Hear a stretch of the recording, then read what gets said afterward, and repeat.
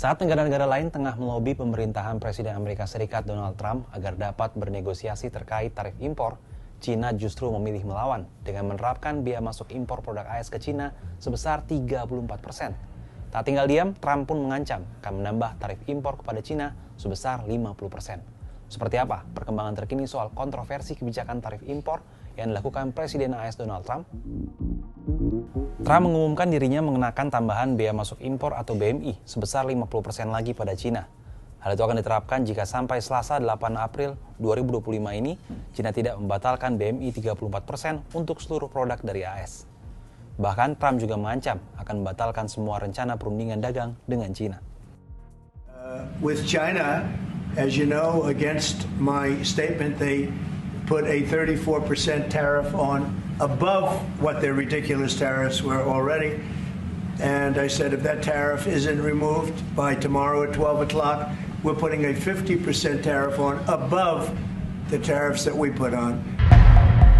Jika Trump memberlakukan tarif tambahan 50%, berarti perusahaan-perusahaan AS akan membayar tarif total sebesar 104% atas impor dari China. Totalnya sekarang pun menjadi 104% karena tarif tersebut merupakan tambahan dari tarif 20% yang sudah diberlakukan pada Maret lalu. Kemudian ada tambahan tarif 34% yang diumumkan pada pekan lalu. Terkait hal ini, China menyatakan tidak mau menyerah pada tekanan atau ancaman Trump dan akan tetap jalan terus dengan rencana balasannya. Jika AS hendak bekerja sama dengan China, bukan dengan cara menekan apalagi mengancam. Hal ini disampaikan juru bicara Kedutaan Besar China untuk AS, Liu Pengyu. Meningkatnya ketegangan antara AS dan China menambah kekhawatiran akan terjadinya perang dagang global. Tarif akan menjadi pukulan telak bagi produsen China yang menganggap AS sebagai pasar utama ekspor. Di sisi lain, sejumlah negara mulai merespon penerapan tarif impor AS. Lebih dari 50 negara termasuk Indonesia telah menghubungi Gedung Putih untuk bernegosiasi terkait dengan tarif impor. Dilansir kantor berita Reuters, Menteri Keuangan Amerika Serikat Scott Bessent mengatakan 50 negara lebih telah memulai negosiasi dengan AS sejak pengumuman tarif dasar dan biaya masuk baru pada 2 April 2025. Bessent dan pejabat lainnya tidak menyebut nama negara atau rincian pembicaraan. Sementara itu, Presiden Taiwan, Lai Ching-te, menawarkan tarif nol, menghapus hambatan perdagangan, dan meningkatkan investasi sebagai dasar negosiasi dengan AS. Di Italia, Perdana Menteri Giorgia Meloni menyatakan siap mengerahkan semua alat negosiasi dan ekonomi. Bagaimana dengan Indonesia? Presiden Prabowo secara khusus telah mengutus Menko Perekonomian Airlangga Hartarto, Menteri Keuangan Sri Mulyani, dan Menteri Luar Negeri Sugiono untuk melakukan negosiasi dengan Amerika Serikat.